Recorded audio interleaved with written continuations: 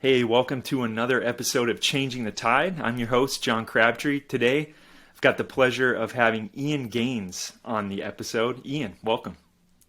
Thank you so much. It's quite the pleasure. Ian, you're doing some big things over there as media director of Black Bitcoin Billionaires. Been a lot of things that have been going on, especially I feel like it's accelerated this past month. Blockchain Summit happened last week, I believe, in DC. Mm-hmm. Tell us about that. Yeah, so it was a 2-day event. It was actually 3 days. So it was like Thursday, Friday, and Saturday, where the Black community in the blockchain space met up in DC. We were supposed to meet at Howard University, but because of COVID restrictions, we had to do it virtually. So it was like a live streaming, but all those who did come, physically, we had a lot of like different happy hours, get-togethers, meetup groups. Bitcoin Zay was there. Charlene Fadirepo, like she was a former Federal Reserve banker. CJ, the smart guy, CPA, does taxes. Bitcoin vegan.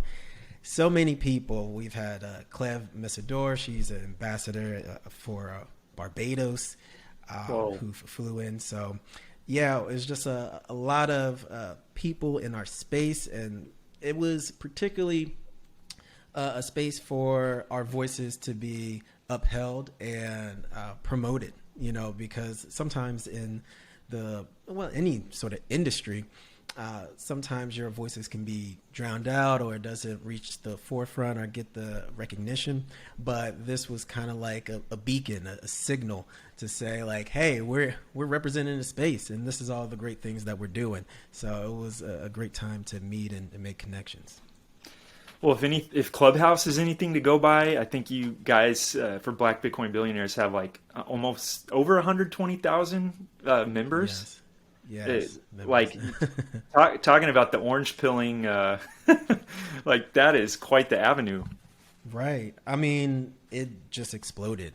We got there pretty early, and thanks to Lamar and Isaiah Jackson, they were able to sort of cultivate that community feel. So started in this January 2021, and over the course of 6 months we got over 100K followers. Now it's at 120, 125, and we were able through our partnerships to give out satoshis to over 8,000 people, right, in the community. Wow. So that was big, and many of them never had Bitcoin before.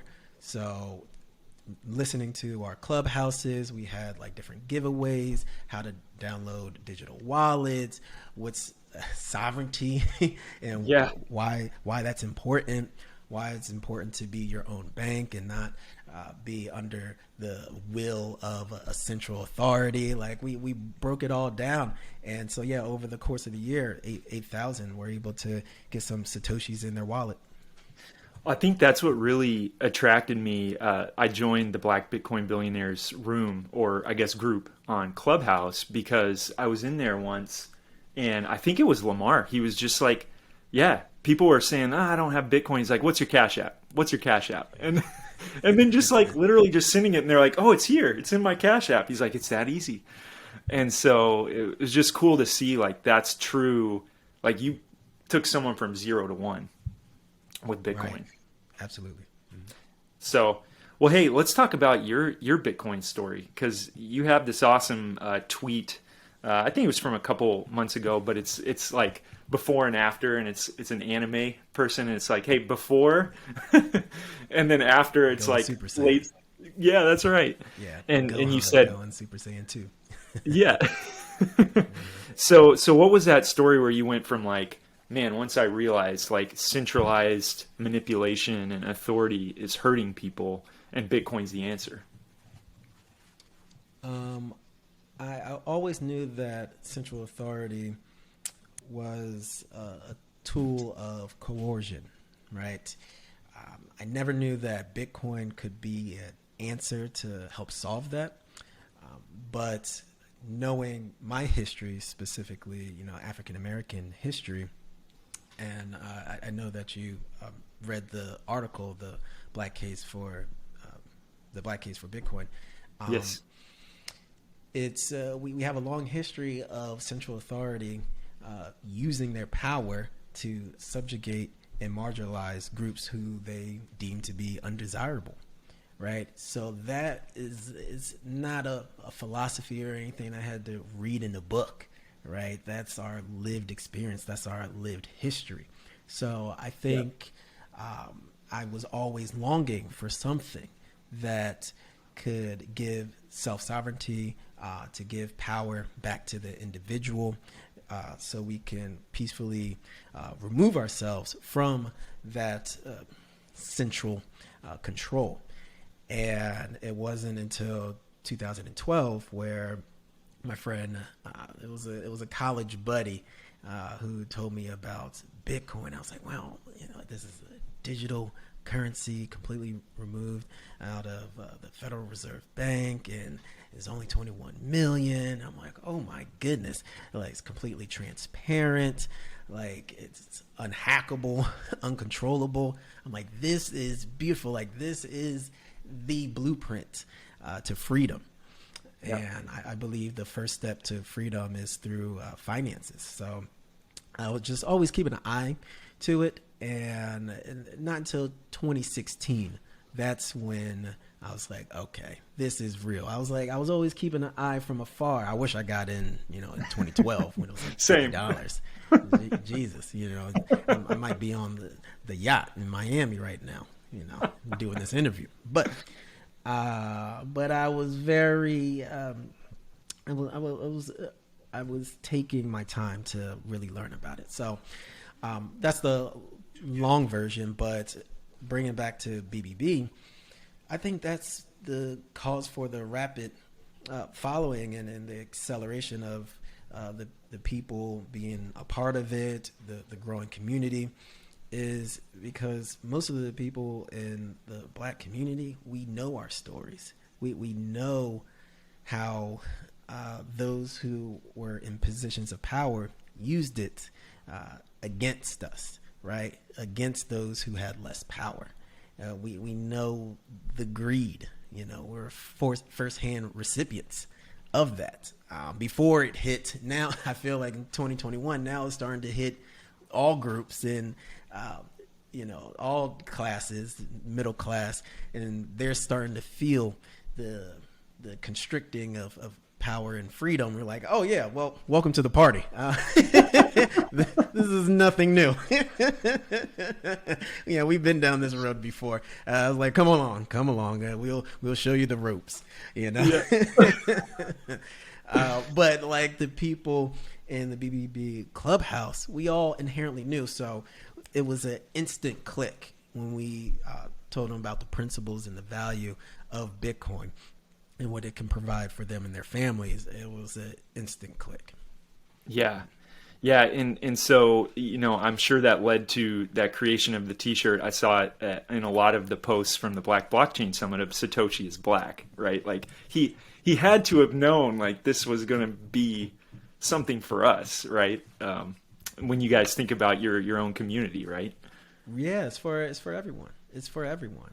Yeah. And Satoshi is, right? It's Black, it's white, it's male, it's female, it's all of us. But I think it's very important that those who are not yet adopted to Bitcoin know that there's people like them who reflect their ideas, their principles, and their values who are in the space. So a lot of people, we get the tweets that says, well, I should create white Bitcoin billionaires. And like, why does it have to be Black Bitcoin billionaires? It's like, oh my goodness.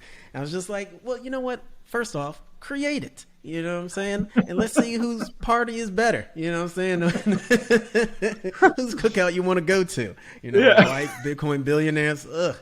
It's a snooze fest. No, I'm sure it's great because it's amazing people. But it's really just sending that lighthouse signal, just to say that we're in the space and this truly is for everyone. And that's why we want to expand, and we can talk about it more.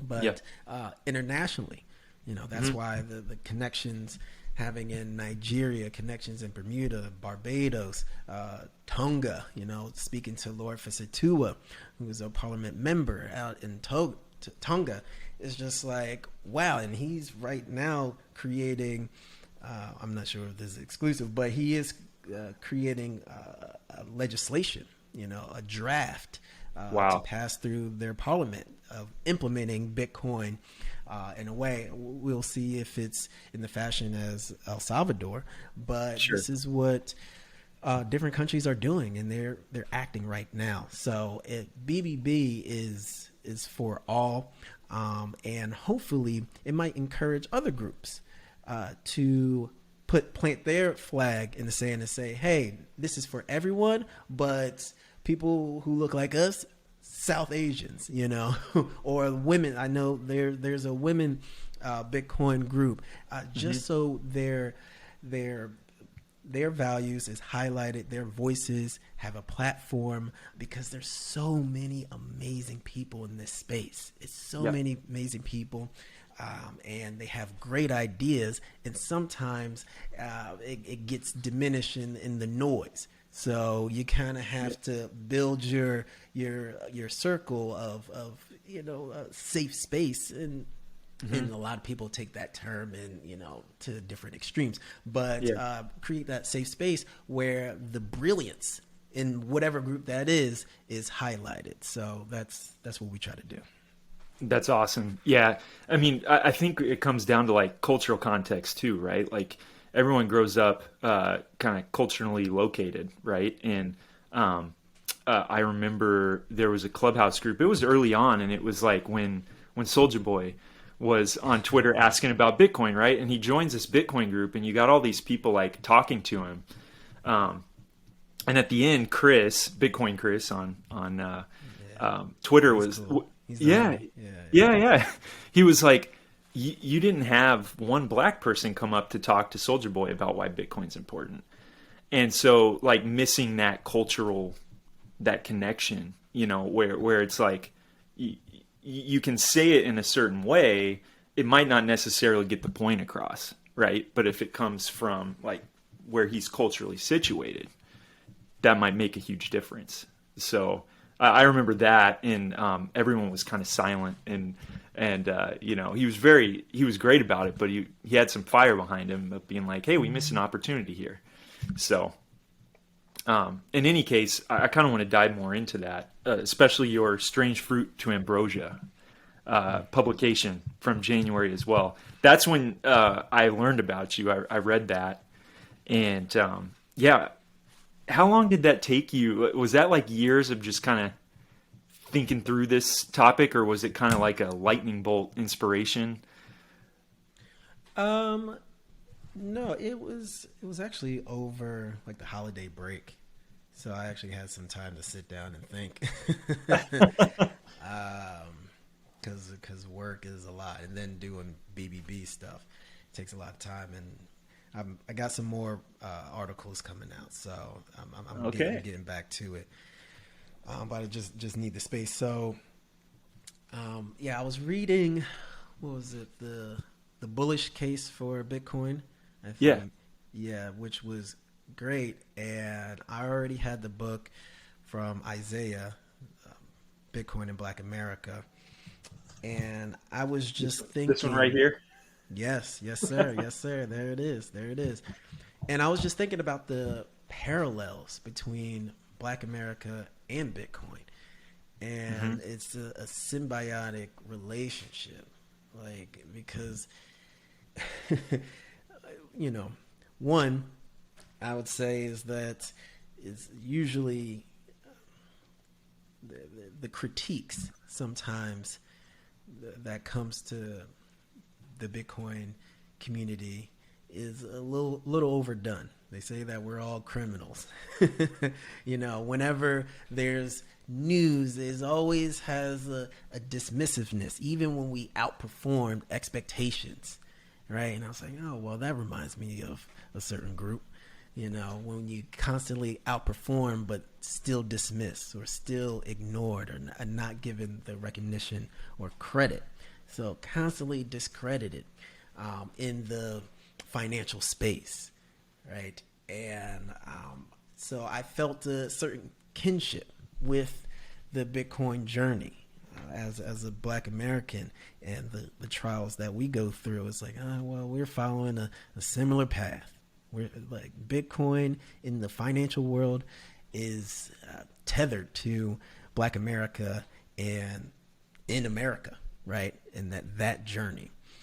So I was like, I wanted to make that time, and then how we can learn and help from each other. Like, obviously, the Black community can benefit so much from owning Bitcoin and holding it for long term and passing it down generations as this continues to build. But then also Bitcoin can benefit from Black America and our cultural relevance. Everything that we touch is cultural. Like, it's, from the music, what we say, the slang, just even the looks. Now these women are getting BBLs and butt injections and lip injections. Like, when did this happen? Like, who are you trying to look like? Like, it's just it just has seeded its way through culture. But that's always been, because the global culture takes from American culture. American culture takes from youth culture. Youth culture takes from Black culture. Right? We're the origins. We're the origins of that's hot, that's fresh. Oh, and then they look like, okay, that's cool. All right, he said it's all right, cool. Let's take it. Let's adopt. But now is just a different time where now we can own our creations. Before, early blues, rock and roll, they would have Black bands play, and then to play it in white radio stations, they'll have a white cover band. And it goes number one, like, but the actual writers and the actual bands were Black. Yep. Like so that's just a long history. And man, I can go into like deep American history of like minstrel shows. The first American form of entertainment was minstrel shows. It was white people trying to act Black. That was the first form of entertainment in America. Like, this is how deeply seated this is. This is how deeply embedded Black America is in culture. And like, don't let me get started about the food. Who was cooking the food in the South? So when they say American food, it's Black food. It's our cooking, it's our recipes. Like, so it's just it's pervasive throughout all of culture. And soon as Bitcoin, well, I say the other way, soon as Black America uses their cultural influence to bring it to the Bitcoin space, that's when we'll see mass adoption. There's no other way. So we have to have people in the space. We need to highlight all those who are the cultural influencers, and let us do what we know, what we've been doing in the space. And I think the world will benefit from it. Because not everybody's going to talk about the Cantillon effect and Triffin's dilemma and the difference between Austrian and Keynesian economics. And we can do that nerdy talk if you want, but 6% of the population is not going to care about that, right? They want to know if it's popping. They want to know if Bitcoin is in the next Drake hook or the next Young Thug hook. That's when it's credence. Okay, it has legitimacy. That's so if we want to get to mass adoption, those are the avenues and channels that we need to take. So hopefully my Bitcoin friends will take that and we can work together. So, but yeah, that's kind of like a general basis. So it's a little everywhere, but go ahead. Yeah. I think one of the things that just struck me when I was reading your article is like your ability to weave in cultural dialogue and just cultural I'm blanking. It's early in the morning, I guess. Just a like different tropes. Yeah. yeah, with like some of the things that also come along, like the nerdy stuff you were talking about, right? Like fixed supply cap, full consensus distributed ledger. And so, those kinds of things, being able to combine both of those, I think is a big win for mass adoption. Right. Yeah, it has to be a part of it. Culture, anything that at least I put out, is going to have culture embedded into it, because that's what's dope. What is dope, right? We can do a full essay on the economic history, but if it's not tied to the things that we care about today, the people, the influences, then there's going to be a large segment of the population that's just going to glaze over, right? Yeah. And those are the people that I'm trying to target the most, because it's like, this is what I care about. I know we care about the same shit, and sorry, I don't know if we can curse, but You're good, man. You're good. And that's why I was like, damn, it feels good to be a gangster. Shit, come on, man. The Ghetto Boys. And I know my hip hop history, so nobody can call me out and just say, oh, I'm just listening to NBA Youngboy. No, I know my history down south, so that's just, we all have different triggers that opens us up, and I come from quite a diverse background. Like my family's from South Jersey, Camden, New Jersey, which is like, for goodness, like 6-7 years in a row was like murder capital of America. But then my mom got out and I moved not into the suburbs. I moved to like a rural area in New Jersey where I had like friends who had like a horse farm. I had this one friend who had a horse farm, and like I rode horses through creeks and stuff like that. So I've seen the absolute extremes of the spectrum. And then I found out, and this is as a young person, I found out we are all the goddamn same. We're all funny in our own little ways. But, it's the same. So I'm like, okay, how can I use that and inject it into the things that I do to hopefully find people that will see the importance in that. So that's a little bit about it. That's cool. Another thing that stuck out to me was you were talking about the Friedman Savings Bank. And I think that's something that people should understand. Like when you fast forward to today, why Bitcoin is such a win for marginalized folks like the Black community in the United States. Like, this is a story everyone should know about, and I don't think enough people do know about it. Could you dive into it? Sure. So after the slaves were emancipated, the government created the Freedmen's Savings Bank, right? So all the money that they worked for afterwards, they were pretty much obligated to put it in this federal bank. And over a course of 10 years, newly freed slaves, they deposited $75 million into this bank. And at the time, that's worth $5 billion in today's money. Oh man, I missed it. So with that $5 billion in today's money, it was ran by a completely white board from the federal government, and they took the assets of these freed slaves and mismanaged it, put it in railroad speculations. They literally just stole millions of dollars from it. And within the 10 years of operations, that 75 million was completely plundered. And just think about the time that was stolen from these slaves. One, if I'm living my 25 years, 30 years as a slave, so I'm not getting paid there. Soon as I'm freed, now I'm a free American. I'm going to go out and probably be a sharecropper and make an honest living, work for a decade. I'm 35, and now all of my savings is taken away.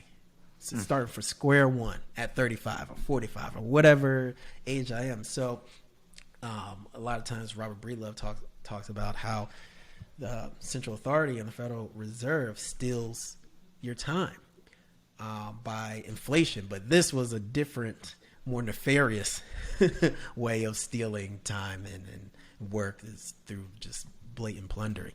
So that's what happened in the in the Friedman's Saving Bank. And this was a federal bank. This was United States. The United States infrastructure, right, that created this. And allowed this to happen. So, yeah, that's the Freedmen's Savings Bank. Yeah, so you had these emancipated people who were, formerly enslaved, who have all this money because they're making their living, depositing it there, but they have no place on the central board of the institution, and thus they have no vote, let's say it, right? As to what's being done with their funds. And it just, from what I understand, like it just basically completely crumbled, right? Like there's basically no money left at the end. Right. Yeah. They had to shut down the bank because it went bankrupt. Yeah. So we had to start from square one, and just every point in time in history, whenever Black Americans amass some wealth, some power, some influence, it's struck down. Like when you look at the Tulsa, Oklahoma massacre, this is Black Wall Street. Black Wall Street, yeah. Correct. So in Tulsa, Oklahoma, when they weren't able to get jobs at different white factories and what have you, but they were like, hey, we'll be self-sufficient. We'll be self-sustainable. We'll create our own banks. We have our own grocery stores, our own neighborhoods, and it was incredibly profitable. And what would you call it? It was just the jealousy or the envy of their white neighbors. Saw like, man, how can a Black man own his own bank? And I'm just a factory worker. And a lot of the factory workers were white, and the factory owners in Tulsa, Oklahoma were Black. So like it built a real deep resentment, and they wind up, the whole old story is just like a blame that a Black man is harassing a white woman, and then that old troll that never has. Haven't heard that story before, right? Yeah. They gather. It's like, man, can you try something new?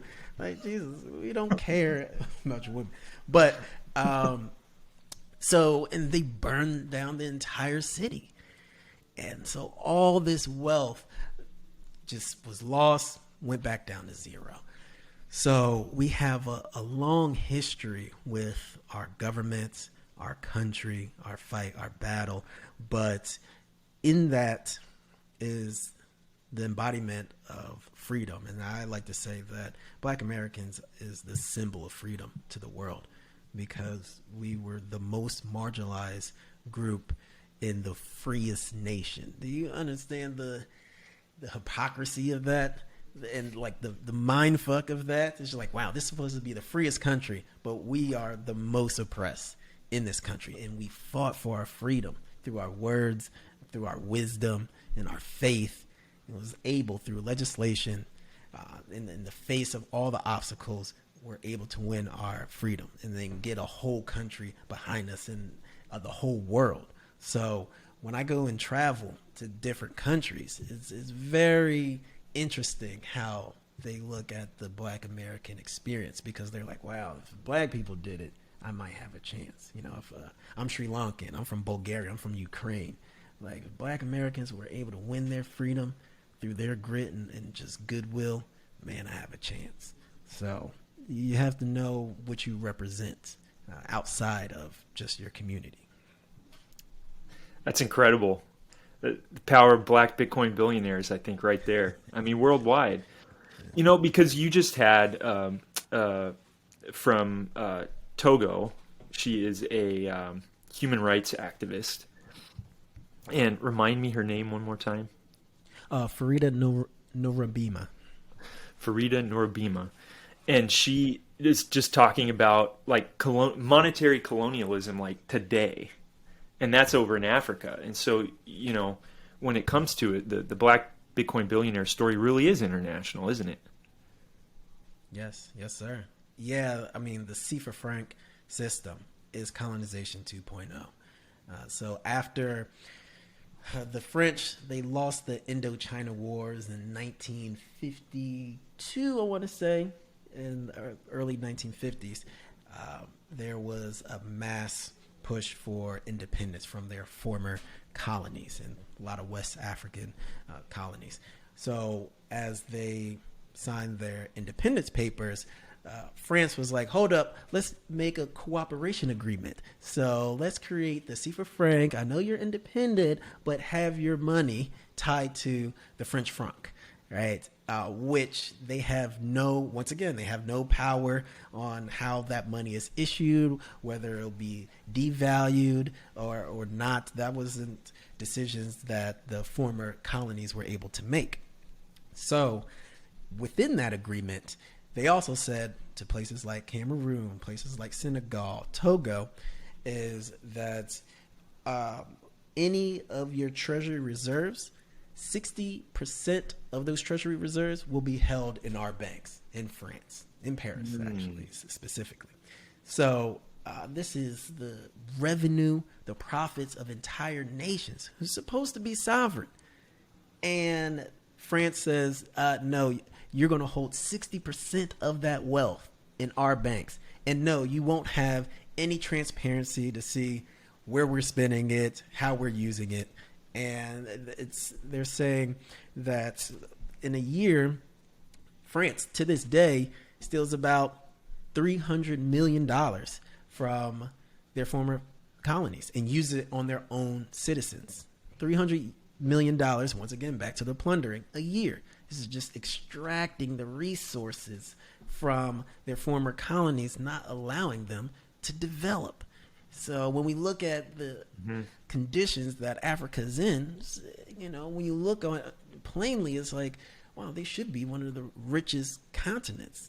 The cobalt, the rubber, the gold. This is just an abundance of resources and oil.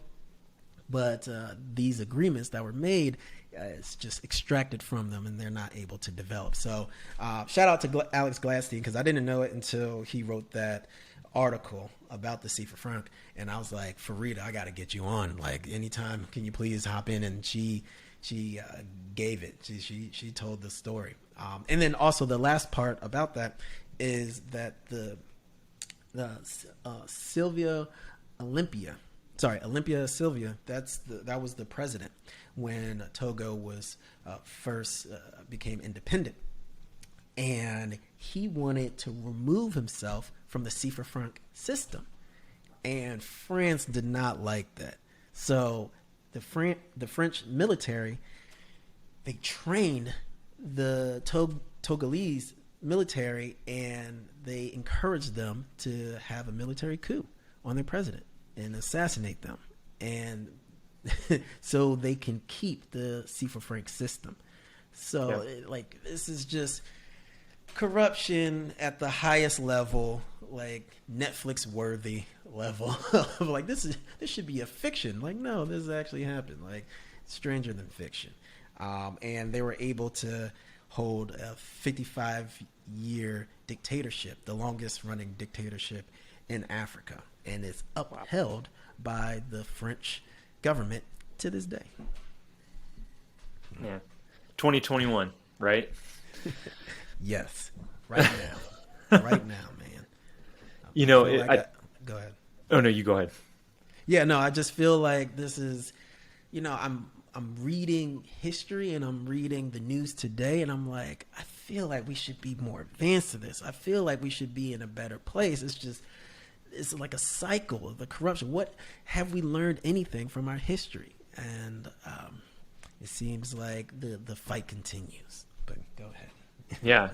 Well, I retweeted because, recently was the 50th anniversary of the gold window when President Nixon shut the gold window. Mm-hmm. And it was the French who were complaining about all the shenanigans that U.S. Treasury and the Federal Reserve were doing. They wanted their gold back, right? And Nixon's like, nope, shuts the gold window. But then you got them who are complaining about us doing it to the French. They're doing it to how many countries, how many sovereign nations in West Africa, right? It's quite a few. Yeah, it's more than 10. It's like 10 to 12. Yeah. Yeah. And but then it all comes down to who has central control of the money system, the monetary policy. Mm-hmm. So back to Bitcoin, right? Yes. And to wrap that up with Farida, she is. We actually might do a collaboration. I want to go to Togo. I need to go so many places, and to spread the Bitcoin adoption and education, starting with Africa and the island countries, Bermuda. But she was saying that the women are kind of the ones who hold the funds in the family structure. So like the men, they go out, make money, but they don't have any say of how that's spent. I was like, wow. I was like, this sounds like a dictatorship in itself. But she laughed. She was like, hey, this is just our culture. The women, they handle the money. I'm like, okay, sure. But she was saying that they run the finances. So she's creating a program, it should be coming out in a couple of months, where she'll hold seminars for the Togolese wives and women to teach them about Bitcoin, right? And Whoa. how that they can sort of circumvent the dictatorship that exists today with Bitcoin. So yeah, this is happening right now. Okay. Yeah. So there's that perfect wrap up, like hey, we're going to teach people the solution that is Bitcoin. Yes, absolutely, man. It's beautiful. It's beautiful because everybody's coming awake to this realization globally. And at BBB, it started, obviously, Lamar, Isaiah, and they were so gracious enough to take me on, and they was just like, hey, man, just go. Just do it. Whatever you feel like doing, just do it. We just need more people in the space. You make great articles. You like to talk shit. And there's goodwill behind it. So they're so gracious. And yeah. Najah Roberts, she went on a 30-city tour. We call her the Queen of Crypto. I tagged that, but now we're calling the Queen of Crypto because she absolutely is, with the Black Wall Street app, which is the first Black-owned digital wallet. So it's, she was on CNBC to talk about that. Now, these are some of the news that doesn't hit the Bitcoin space, and but this is amazing shit. The Incredible. First Black-owned exchange and digital wallet. And so she went on a 30-city tour around a lot of the Black neighborhoods across the country and held seminars on Bitcoin, got people adopted, got them digital wallets to make their first payments. So it was a beautiful thing, and that we were going to have to do this again, like another tour. But that's, thousands, if I'm hyping the number, but it's definitely in the thousands of people that she talked to over a course of 4 months, from California to New York, all the way through. So the adoption is happening. That's incredible.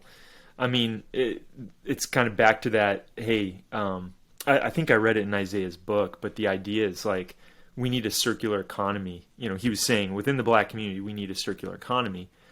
And so the Queen of Crypto seems to be doing that in the crypto space. Yes, sir.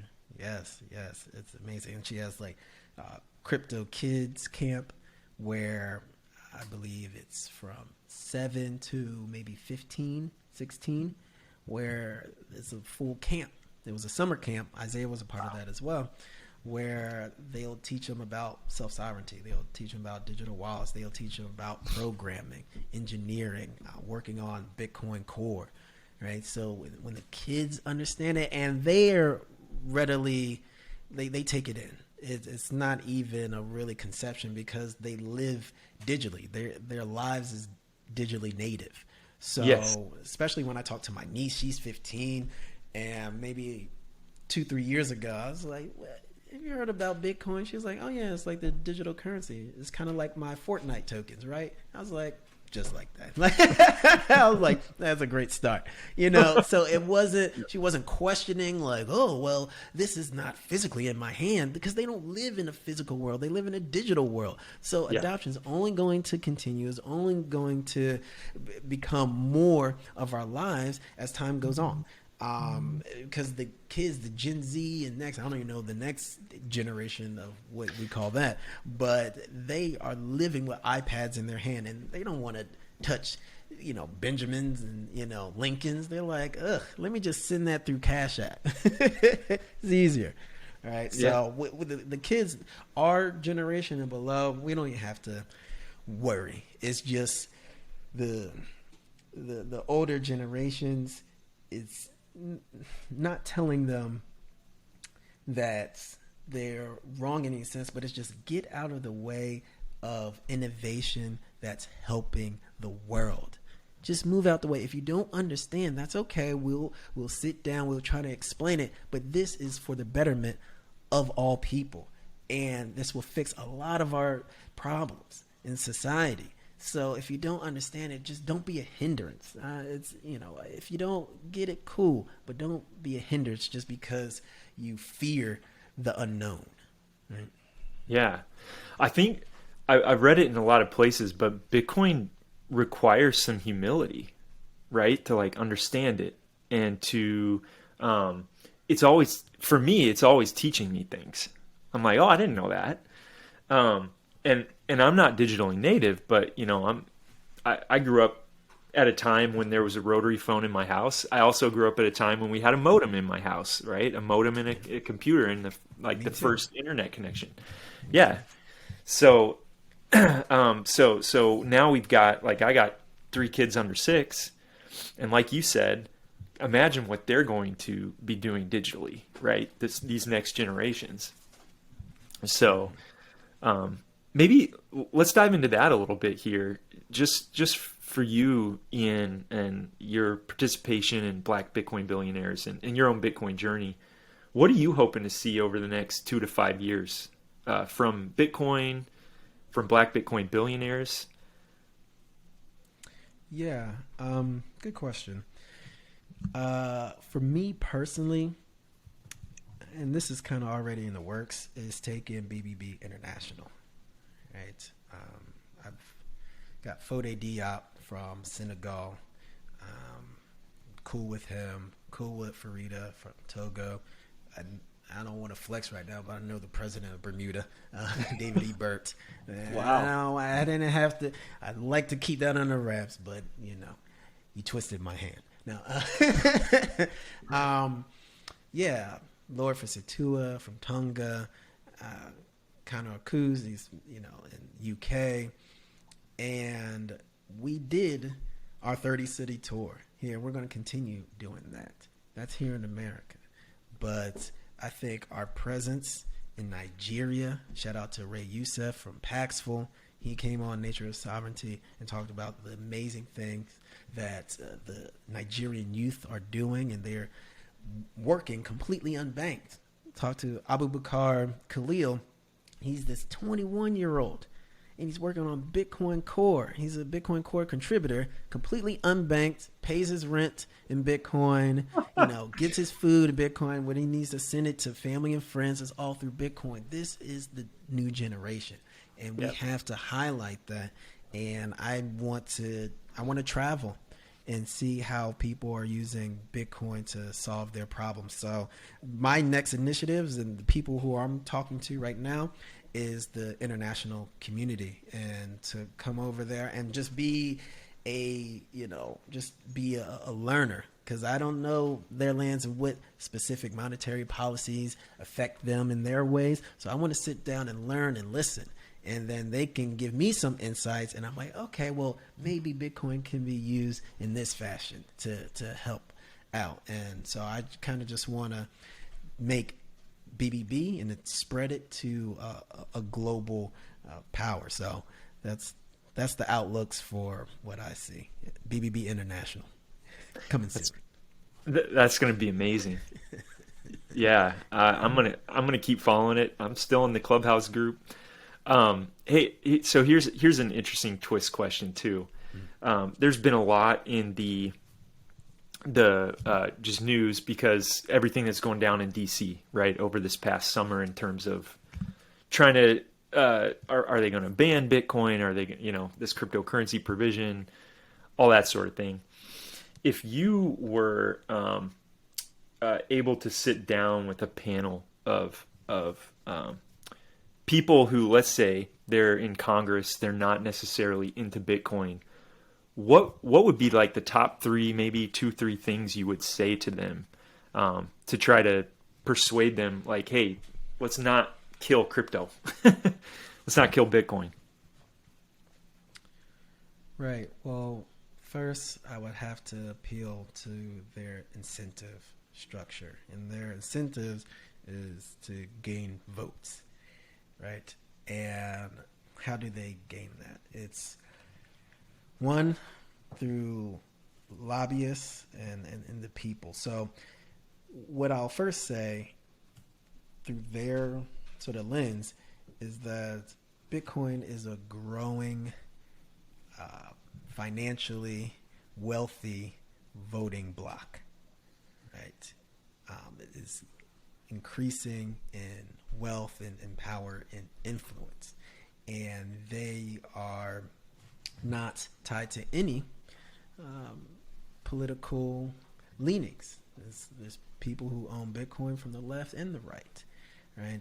So this is your best chance of gaining a financially wealthy swing voter.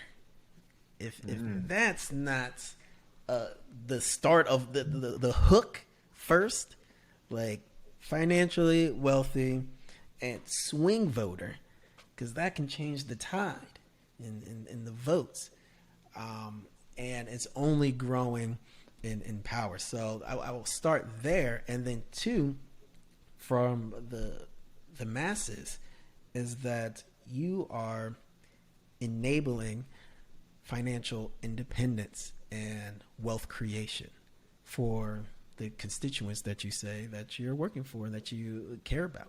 So this is a way that they can build wealth over time. And if you put legislations in place that makes it easier, not more restrictive, to adopt Bitcoin, your voters will give you the praise that you deserve. So it's the two front is one, a strong and powerful and wealthy voting bloc that's only growing and only getting richer, more influential. And then two, financial independence for the middle class. So that's a two-headed monster. And you're able to gain the swing voters, the independents of the world who don't look to left or right politics. So you can capture that middle ground. It's a layup. It's a home run. But politics works a little differently. It's not always the most logical decisions that's made. But for those, I know Rika Rhodes in California, she's running, I think the 31st Circuit, and she's in the Bitcoin Twitter spaces, and she's talking, and she's using that as part of her campaign. So I'm very interested to see how her campaign comes in the next election cycle, because she's running as a Democrat, but there's a lot of libertarians that are Bitcoiners. There's a lot of Republicans that's Bitcoiners, and if her, I'm not sure exactly the opponent that she's going against, but she's a Republican. Brad Sherman? Is it Brad Sherman? Yes. You, Rika, you may be able to get a couple of swing votes, yep, on this platform. So, and that's our generation. She's young. Like, you look at Bukele from El Salvador's millennials. It's like, we get it. We get it. So I look forward to see how her campaign continues. Is she coming on your podcast soon, Nature of Sovereignty? Man, I hope so, man. I gotta get up my cloud a little bit more. I might hit up Zay, because I know they were in Twitter Spaces. I'm like, Zay, come on. Let's make the call. Let's Hook make the me up, call. So, man. yeah. Yes. um, yeah, no, that I think she was just on Jimmy Song's podcast, which I know is pretty widely distributed too. So, I think she is, like you said, the potential is there for her to unseat the incumbent. So, yeah. Absolutely. Yeah, that was just an interesting question, because I know you were just in DC with the Black Blockchain Conference, and so, or Summit, I should say, excuse me. And so when you're around the politicians, it was just a natural question, right? I will tell you this. I'm giving you a lot of nuggets. But we're trying to work. I'm working with Bitcoin Magazine, and I won't do the full rollout here, but exactly that. We're trying to talk to different congressional members and sit down with them Ooh. and do the full Bitcoin pitch. And just as I said right here, I'll try to be more elegant in my explaining, but why it will be in the benefits to them and their voting blocks. So hopefully that comes out and works, and we get that rolling. But yeah, we'll sit down with congressmen and see if they can adopt that in their next campaign or part of their legislation. And thanks to Black Bitcoin Billionaires, we've got an actual, is it a town or city in Missouri, I think? That's the mayor is going to airdrop some Bitcoin to people, to his constituents. Dropping some sats. Lamar Wilson, man. I call him Professor X. He's the godfather, Professor X. I actually have a full rollout of all the people who's the X-Men in our team. I might have to send that out because please do. But yeah, that's Professor X, and he is connected with all. And when he speaks, his conviction and his goodwill that sort of drives his mission, people instantly understand and get it. So yes, and with the mayor dropping Satoshis, and matter of fact, we had a Bitcoin Twitter Spaces yesterday, and one gentleman was saying, I don't like people giving out handouts. I don't like giving handouts because it's a demotivator. It incentivizes laziness and all this stuff. And went on and went on. He's like, so I don't think you should have done that, And my point is like, yeah, I can give you a little perspective, right? Instead of it de-incentivizing good work ethic and working for yourself and building your own, think about it as a seed of discovery. It drops a seed of discovery. Mm-hmm. So if you have $15, $20, $50 in Bitcoin, and I don't know what this is, I got $50 there. Let me see how Bitcoin's doing. Oh wow, it raised by 20%. Oh my goodness, it raised by another 50%. Oh, I got $100 now. Like, what is this? Oh, it's only 21 million. What? Why is that important? It's a deflationary asset. What is deflation? What's inflation? What's our inflation rate of the last year? 5%. It's probably higher. Wait, what? I'm losing purchasing power every year. And you just go down and continue. So that's what I was trying to explain to him. It drops that little seed of curiosity. Once you own it, it becomes real because you're like, oh, this money, I have some stake in the game. I'm not sure. Sometimes when you get ganged up on Twitter Spaces, people, die on the cross. But I think that kind of helped make sense. So it's amazing what they're doing in Missouri right now, and I think there's going to continue. Like we should talk to other mayors, especially start at the local level. Yes, and because I think that would be much easier to get through and teach them about Bitcoin by dropping a couple sats, and they'll do their own self-discovery there. Yeah. Was that $1,000 for each resident? $1,000 worth of Bitcoin?